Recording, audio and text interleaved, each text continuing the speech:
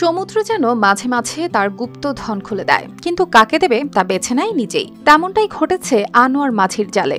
ভোরে তার জালে ধরা পড়ে এক বিরল অতিথি সম্রাট অ্যাঞ্জেলফিশ। মাছটির দৈর্ঘ্য প্রায় 16 ইঞ্চি, গাঢ় নীল পটভূমিতে সোনালি হলুদ দাগ, মুখে নীল কালো মুখোশের মতো প্যাটার্ন। দেখলে মনে হবে একদম অ্যাকোরিয়ামের মাছ, যার বৈজ্ঞানিক নাম পোমাক্যান্থাস ইম্পেরাটর, যা মূলত উষ্ণমণ্ডলীয় প্রবাল প্রাচীরের বাসিন্দা। ভারত ও প্রশান্ত মহাসাগরের প্রবাল অঞ্চলে এদের বেশি দেখা গেলেও বঙ্গোপসাগরের উপকূলে এমন মাছ ধরা পড়া বিরল ঘটনা। মাছটা আসলে যে বোটটায় পাইছে, বোটটার নাম জারিফ টু, মাঝির নাম হইলে গিয়ে বেল্লাল। এটা মহিপুর মৎস্য বন্দরে অনেকগুলো মাছ পাইছে, তার ভিতরে গভীর সমুদ্রে এই মাছটা পাইছে।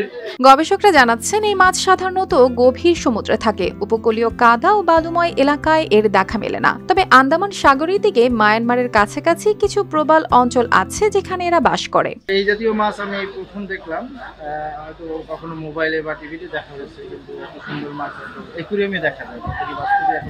মাছটি খাওয়া যায় কিনা তার নিশ্চিত নন স্থানীয় জেলেরা, তবে তারা বলছেন জীবনে এমন মাছ আগে কখনো দেখেননি। অনেক মাছ দেখি, এই মাছটা এই প্রথম দেখলাম। মাছটা দেখতে খুবই সুন্দর, কিন্তু মাছটা খাই কিনা আমি জানি না, কিন্তু মাছটা দেখতে খুবই সুন্দর, অনেক পদের রং, খুবই ভালো লাগে মাছটা দেখতে। মৎস্য কর্মকর্তা জানিয়েছেন বাংলাদেশের সমুদ্র সীমানায় প্রায় 373 প্রজাতির মাছ থাকলেও জেলেরা সাধারণত 30 থেকে 35 প্রজাতি শিকার করেন। উন্নত প্রযুক্তি পেলে এমন বিরল মাছও নিয়মিত ধরা পড়তে পারে, যা সুনীল অর্থনীতির জন্য বড় সম্ভাবনা তৈরি করবে। সম্প্রতি যে মাছটি পাওয়া গিয়েছে সেই মাছটির নাম এম্পারার অ্যাঙ্গেলফিশ।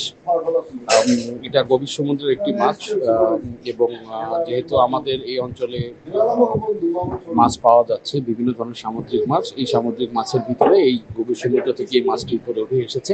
এটা অবশ্যই আমাদের মৎস্য জেলেদের জন্য একটি সুখবর, কারণ এই ধরনের মাছ যত বেশি উপরে উঠে আসবে তারা আরো মাছের পরিমাণ বেশি পাবে, এবং সেখান এই মাছ বিক্রি এবং রপ্তানির মাধ্যমে তারা বৈদেশিক মুদ্রা সহ তাদের অর্থনৈতিক যে একটি সবলতা সেটা বৃদ্ধি পাবে। এই অ্যাঞ্জেলফিশের মতো প্রজাতি যত বেশি ধরা পড়বে তত বেশি অর্থনৈতিক লাভবান হবেন জেলেরা। News desk, RTV।